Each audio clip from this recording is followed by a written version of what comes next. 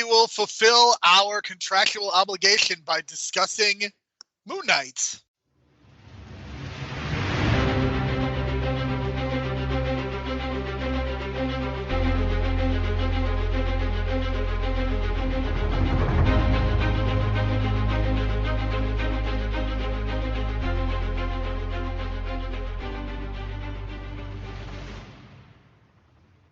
Hello, everyone, and welcome back to the Superhero Pantheon. On this podcast, we typically take a movie or a TV show and review it, determine whether it's going to be in the Pantheon or not. However, we basically are taking 2022 off from doing that, and we're going to be talking we've talked about Spider-Man for the last few weeks, and we are also going to be talking about the new superhero projects. We are not determining their Pantheon eligibility yet, because we want to give it some time before we do so. However, I cannot imagine a scenario where this show that we are going to be discussing here today, it really factors into either, because the thing about Marvel, everybody, is that there is always a certain baseline of quality, and it's pretty amazing. Brian, the amazing thing to me is that we have a lot of movies in our pile of shame, but it's remarkable to me that none of those are Marvel proper projects. Now, you've got your Fantastic Fours from 2015. You've got, your some of your other Marvel movies that are not great, but it's worth pointing out the MCU has never had a movie that is pile of shame worthy. But the one thing I will say, Brian, is I'm starting to have some difficulty coming up with ways to talk about some of these various projects. Now, obviously, next week we're going to be talking about Doctor Strange. I have a feeling that there's going to be a lot to talk about with that movie, as we did with Spider-Man No Way Home. We have Sam Raimi's triumphant return to the big screen. For that reason alone, I am sure there will be things to talk about. However, when it comes to the Disney Plus series, I have to say, Brian, I think it's been a very mixed bag. I really liked parts of WandaVision, especially the first few episodes. I think Falcon and Winter Soldier was kind of a slog. I really liked Loki. I kind of have mixed feelings on Hawkeye. I think What If was pretty much a disaster in a lot of ways. Same for the Chadwick Boseman episode. And now we have this show right here, Moon Knight, a show coming in that I was very, very excited for because of the cast. You have Oscar Isaac playing the role of Moon Knight, playing the various personalities involved. You also have Ethan Hawke, who is playing the villain, so I was very excited for that. I was also excited for May Kalamawe, who is playing Layla in this show. She was Rami's sister on the TV show on Hulu, Rami. So I was also very excited for her to kind of be in this role as well, because you have somebody who is authentically Arabic, and she is an Egyptian Palestinian actress. So I was very excited that we were going to see some great representation on screen. But I have to say, Brian, after 6 episodes, what I'm leading to is this: I really wish that I had strong feelings about this show. But as we sit here and we are doing a podcast about Moon Knight, I know as a podcaster, you're supposed to come in with hot takes that will set the microphone on fire. I just kind of walked away from this with a big old meh. Yeah, that's kind of where I'm at too. I'm still high on the Marvel shows. I think it's just because with WandaVision, Falcon Winter Soldier, Loki, those characters we're very familiar with. That's why we started out with those shows. Now we're branching out into newer characters, and they're trying to branch out and create these newer characters and get them over, so to speak. But I think for this particular show, doing the whole idea of what the fuck is going on concept right off the bat, I think kind of held it back a little bit, because then it's okay, now you're just doing what every other mystery show does, on HBO or whatever show, and the first couple episodes are this giant mystery of what the fuck is going on. And I think that held it back, because it just felt okay, we're just kind of stalling. For those first 2 episodes, we're just kind of stalling. We get it. He's got multiple personalities, and we don't know which is the original personality. I think if you started out in telling the story in order with him as the little, we're going to spoil this, by the way, everybody, when he's a little kid and you see the death of his brother and that he accidentally caused that, and then his abusive mother after that, I think if you go in order, you gain a lot more sympathy for the character and you get behind the character much more immediately. In the beginning of the first episode, they just kind of do the thing where it's, Steven on his own trying to discover what the fuck is going on. Why am I waking up in all these places? Blah, blah, blah. And then the audience is confused because Steven's confused, right? It's supposed to be like, oh, we're in the journey together kind of thing. But I think if you told it in order and we knew what was going on, I think it becomes a much more effective story. And excuse me, I feel like they missed an opportunity with this, and I think they were just trying to be too cute for their own good.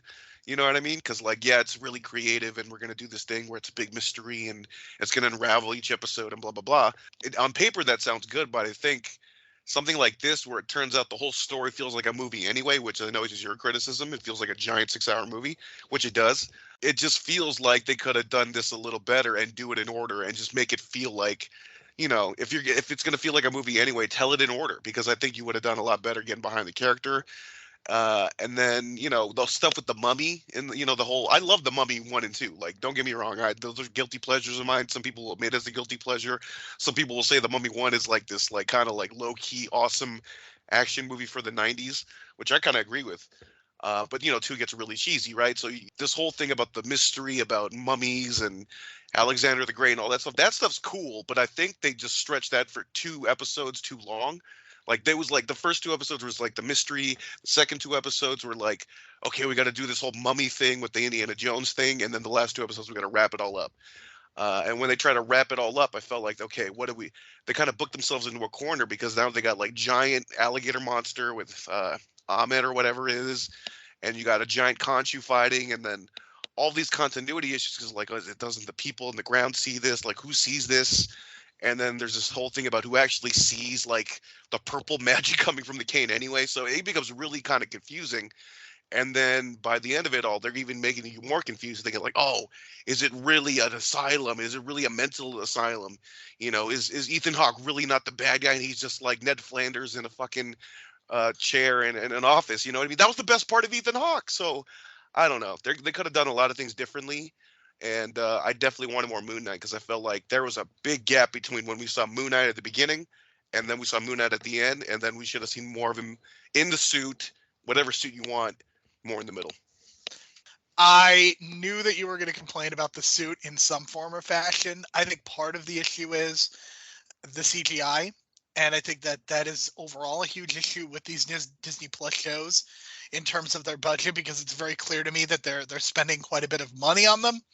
But I think the other part of it is that, again, we are trying to create roughly 6 hours. I think the episodes tend to veer towards the 45-minute mark, but essentially we are creating 5 to 6 hours of content for Disney Plus. And I understand why they're trying to do the 45-minute, the weekly release, but I'll be honest, I have not watched, with the exception of WandaVision and What If, I do not believe that any of the other Disney Plus shows have justified their existence as actual TV shows. They would all be better off if they were like straight to Disney Plus movies. Like, I cannot think of any. I think Hawkeye would be better as like a Christmas caper, and if it was 2 hours long, if we were getting all the information at once. I think that part of the issue is that the way the MCU is constructed, it is constructed for movie making. It is not constructed for TV. And I think a lot of that is also represented by, some of the issues with scale that they have, some of the issues with CGI. I would much rather have seen a Moon Knight movie as opposed to a TV show. I think part of the issue is that when you start breaking these shows down, I think the MCU has a really difficult time just handling that week-to-week grind. I think it's tough for Marvel to kind of withstand that, because there are a lot more critiques, and being a TV critic is a little bit different than being a movie critic, because of the fact that you're kind of in this grind and you're trying to figure out what's happening. And I think part of the problem with this show specifically is that, it's very hard for us to actually identify with this character, because we don't know what's going on for so much of it. And, I think back to when we were at phase 1 of the Marvel Cinematic Universe. There were certainly mysteries, and there were certainly aspects of those movies that were kind of kept a secret. But The first hour of Iron Man, all we did was hang out with Tony Stark. The first hour of Captain America, like, we hung out with Captain America. We got to know who he was as a character. We got to appreciate who he was. Like, I think that one of the most memorable scenes that we have talked about is that moment when Steve Rogers leaps onto the fake grenade because they're trying to show who he is as a character, right? Like it's 10 years later and I still remember that because it's such a great character moment. Even a movie like Thor, which I do not think is a great movie, but that scene where he's eating all the food and he has to be a better person, like, I love that stuff from Phase 1. And it just feels like the cracks are showing in the MCU. And I think that what we're having with a lot of the TV shows especially, I think, are falling into this trap of, we are trying to get this plot going because we have 5 other stories that we need to get across, and we're trying to set other things up in the Marvel Cinematic Universe, and we have to have a third act, or we have to have the season finale be this big spectacle, and I think we're losing what made the Marvel Cinematic Universe special in the first place. And the funny thing is that I actually think Shang-Chi got us back to that to an extent, but in so many of the other projects, it feels like we're losing the thread. Even something like the Eternals was so busy, and I'm higher on that movie than I think a lot of other people, especially on this website. But for me, I think the biggest problem with the show is that I can't get into Steven/Mark as a character. I don't even learn about who he is as a person really until we get to episode 5. And I think the framing device of episode 5 feels very similar to the penultimate episode of WandaVision. And I know that they cited specifically the writers cited the influence of The Leftovers, the episode International Assassin, which I don't know if you've ever seen that episode, Brian, but it is genuinely one of the greatest episodes of TV that's ever been made. So for you to say, okay, we are basing this off of one of the best episodes ever, like, I have a really, really hard time with that because you are not The Leftovers. You are not even close to The Leftovers. You're trying to tell your story within your confines. And I think that what we're losing is we are losing some of that character development in favor of, okay, we have this story group and we have this plot that we want to tell, and we need to fill up 6 hours on Disney Plus. So we need to turn everything into a big mystery. And I think that for me, the Marvel Cinematic Universe is just a lot less fun now than when it first started. Yeah, I can kind of see that kind of criticism because I'm getting that kind of vibe from some of my friends. But I think the problem with this Moon Knight show is that maybe it was trying to appeal to many of the diehards because there's a lot of like assumptions going into the character when I was just kind of like, I had to kind of wiki some of the stuff because I'm not really too familiar with the character.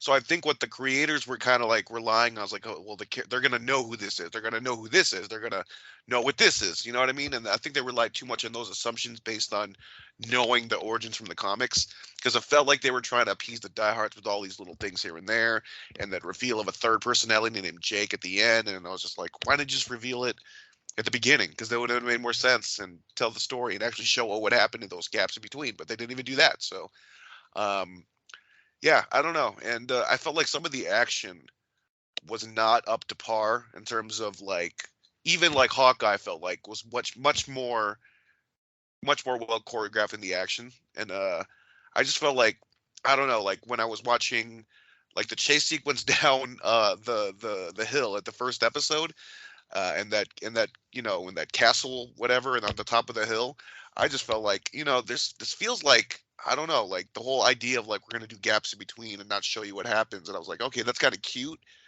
but like it feels like, well, if you just show us, because I think that would have got you more behind the character a little bit if that's what you're trying to do. But instead of just making it a mystery and then more of a mystery, and then it's like, what's going on? These jumps in between, these jump cuts.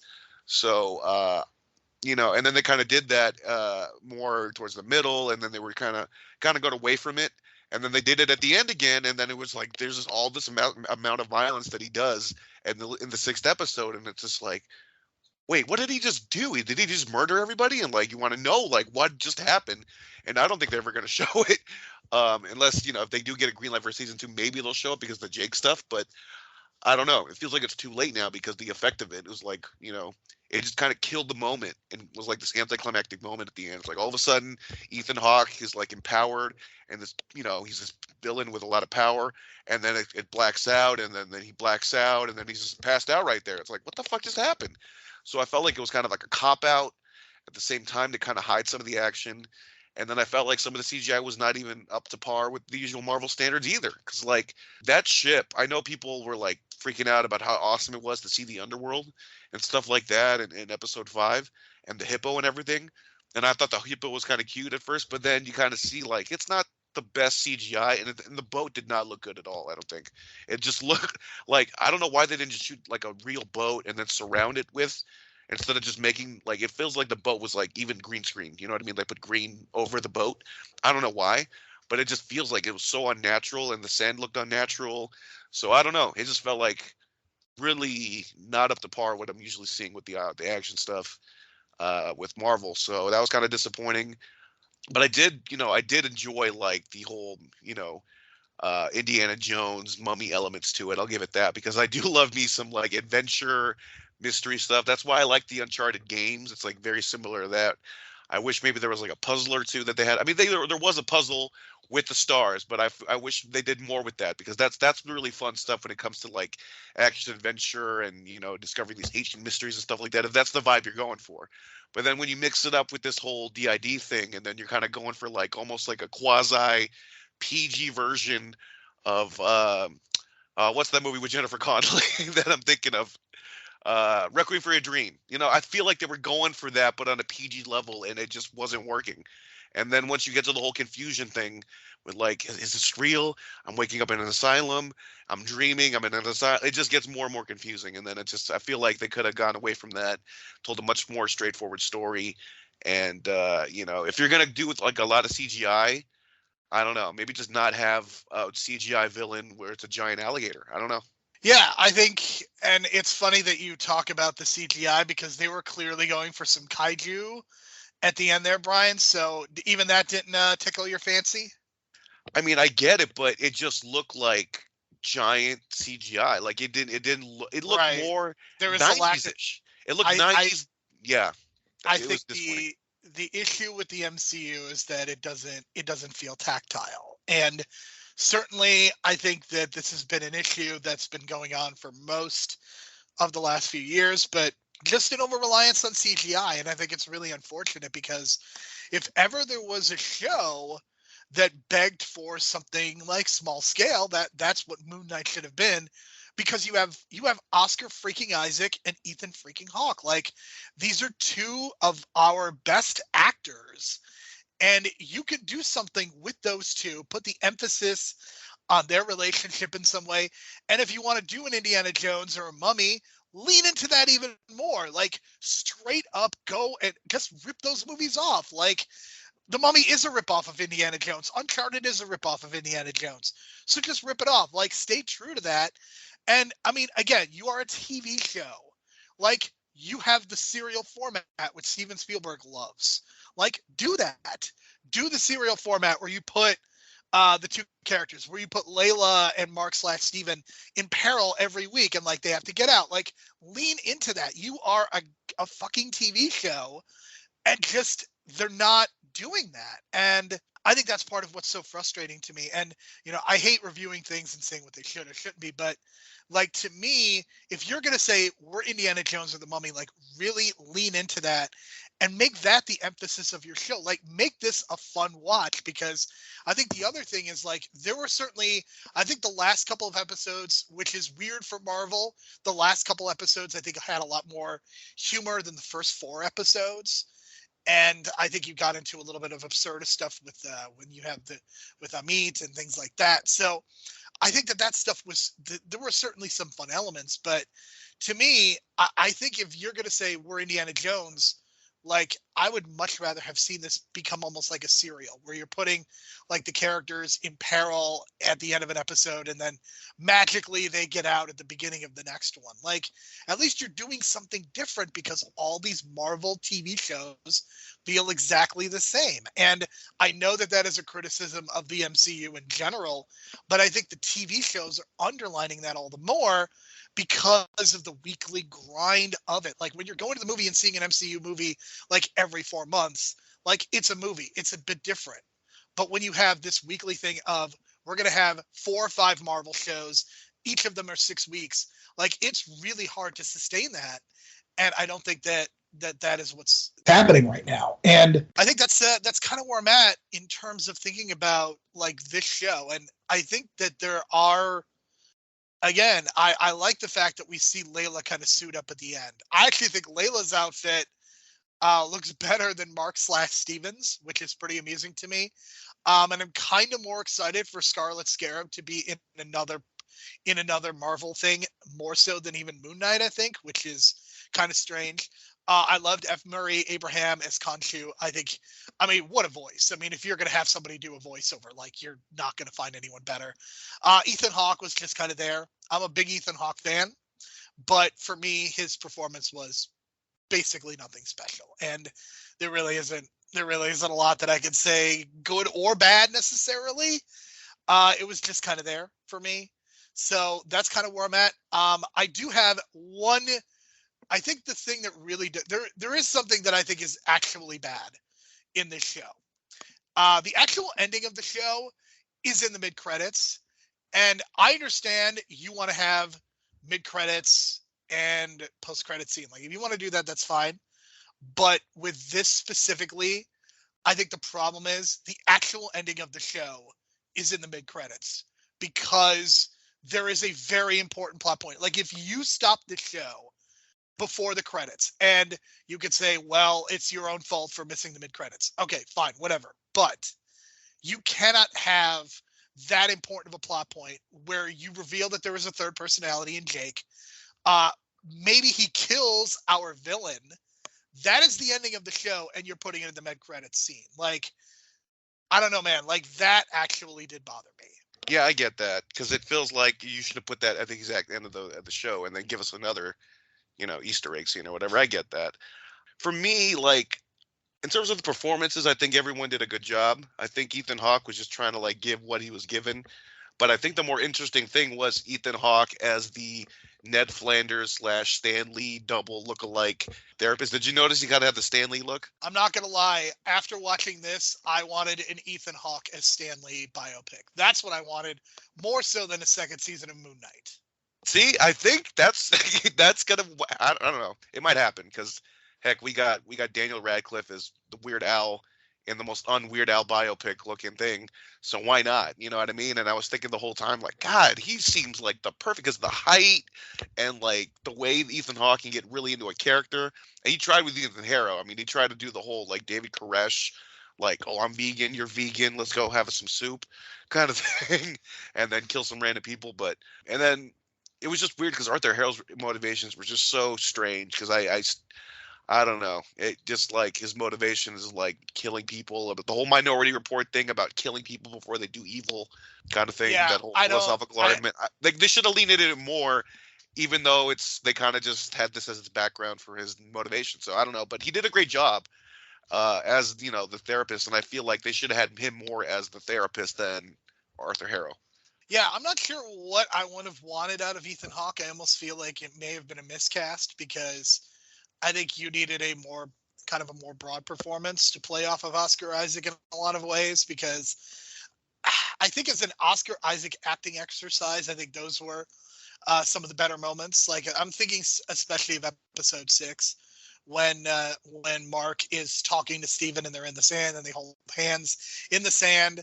Like, I think that might be one of the best moments of the entire series. And it's unfortunate that it takes us until basically episode 5 when we're going through kind of the flashbacks. And with episode 6, the scene that I just mentioned, it's just really, really unfortunate that this is how long it took to get there. It basically took 4 hours for us to get here. And I think that's really unfortunate. Because again, I want to emphasize, like, I was excited coming into this because of the possibility of seeing Oscar Isaac and Ethan Hawke interact with each other as these characters. And I can't help but just be kind of disappointed. I think this is one of the more disappointing Marvel projects that I have ever seen, because not because I love Moon Knight, but because this cast and kind of the fact that they did have more time to play with. But again, I don't think that the writers are taking advantage of this extra time, or again, creating a TV show. So that's kind of where I'm at, Brian. That's kind of where I'm at with this show. I think this is, for me, this is bottom tier Marvel. This goes right down with Falcon and the Winter Soldier. It goes down with Iron Man 2 and Thor 2. Like, I mean, I hate saying it, but that's kind of where I'm at with this show. Okay, it's definitely on a higher level than Thor 2 for me, and like Iron Man 2. It has good moments. I just feel like it should have just been cut down and then, made it an actual movie. So, I mean, it does have these weird like moments that kind of bug me. I got to point these out. Like, one of them was, okay, so first in the very first scene of the show, we see Arthur Harrow put glass in his shoes. So you expect some kind of like weird connection, or some explanation for it. We never get it. It's just all, oh yeah, he's torturing himself because he's torturing himself for his god or whatever. That's what we're supposed to assume. But it's just like, what? Why even show that and then not explain or do anything? And not only that, like, it's I get it. You play a Bob Dylan song from when Bob Dylan, became a Christian in like the late 70s, 80s or whatever. I get that because of the whole symbolism. But if you're gonna put a scene where a guy's walking on broken glass, you play Annie Lennox walking on fucking broken glass. You know what I mean? Like, that's a clear needle drop that's so obvious that I felt like, am I just crazy? Like, that's a perfect needle drop. You just fucked up for Bob Dylan? Whatever, man. And then the VHS in his, I guess, his memory or whatever of Stephen Grant, the actual fictional character. Did you notice how I don't know who in the prop department or whatever did not know what a VHS looked like from the 90s, but apparently, like, the prop department thought that VHSs have the side sleeve that only recorded at-home VHSs have, instead of the full cover of the VHS sleeve. Do you know what I'm talking about? Yeah, it's that was definitely a weird choice. Like, I appreciate the fact that because the accent was really weird, but I appreciate the fact that it was weird for a reason, and kind of the Cockney accent actually had some sort of a payoff because of the fact that it was based on a movie character. But I think that yeah, I can understand why it bothered you, certainly, because this is what you do, Brian. You really pick that stuff out.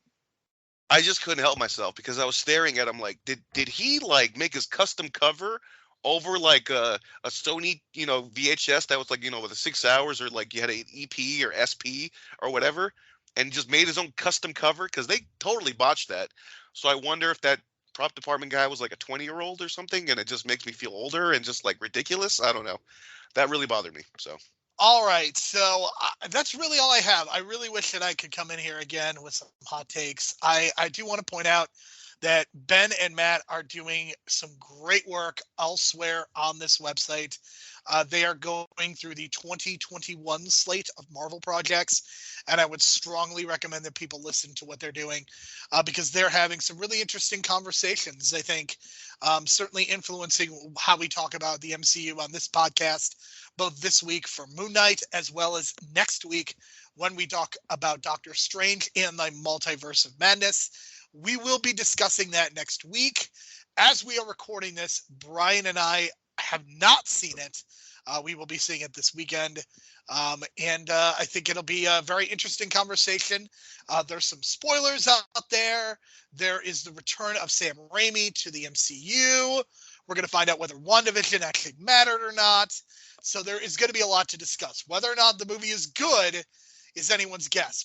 But we will be able to have some more to talk about, I'm sure, as compared to this week when I didn't really feel like there was a lot to say.